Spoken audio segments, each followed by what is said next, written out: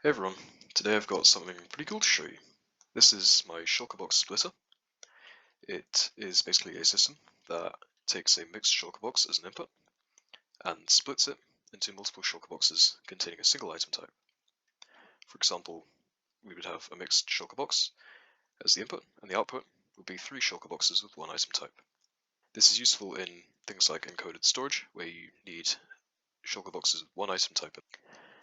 Before I show it working, I'd like to give some thanks. So thanks to DatNerd and PallaPalla for creating and explaining some of the concepts used in this machine.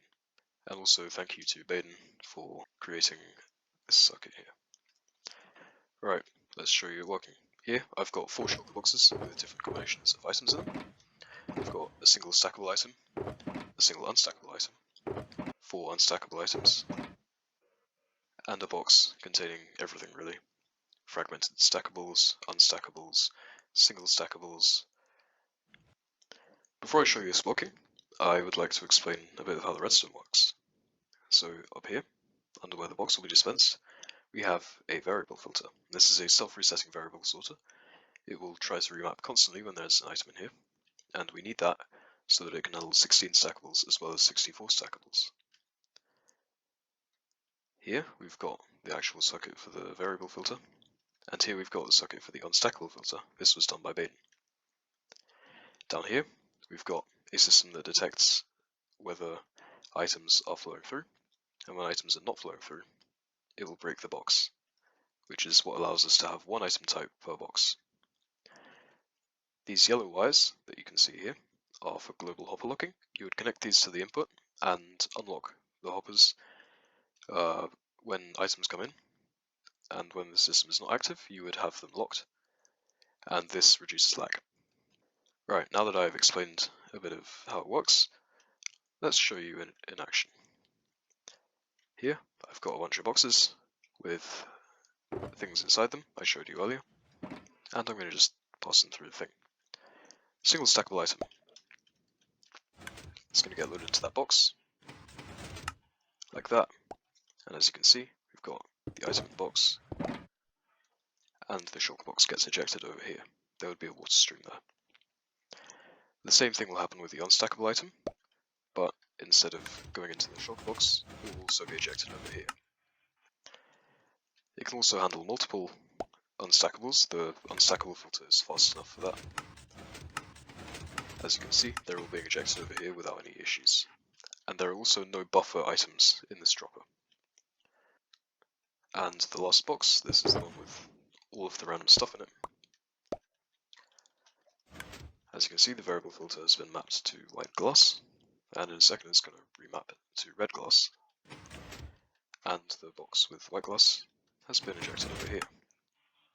When this is done, all of the stackable items will be in boxes on this side, and all of the unstackables in the shulker box will be on this side. Let's just wait for it to finish. Oh, it's done. All the unstackables in the box, and all of the stackables. As you can see, they're all in separate boxes. Now this thing is 2-wide tileable, which means you can build multiple of them right next to each other, and they won't affect each other. Each slice sorts at hopper speed, which means this array of 4 splitters will sort at up to 4 times hopper speed, which is pretty fast. So if I go and get these boxes and pass them through the array, you'll see that the hopper will actually lock, which means the box will go into the next slice, and this means you can use more slices at once instead of having to wait for one slice. They're all parallel. As you can see, all of the slices are currently firing, and all of our boxes are ending up down here. All of our unstackables and shulker boxes are over here. Right, it is finished. Let's go take a look. So we've got all our shulker boxes. There was some from a previous test in here, so there should be 8 now. And we've got all of our shulker boxes with things in them. I'll let you verify that they are all a single item type per box and not multiple item types.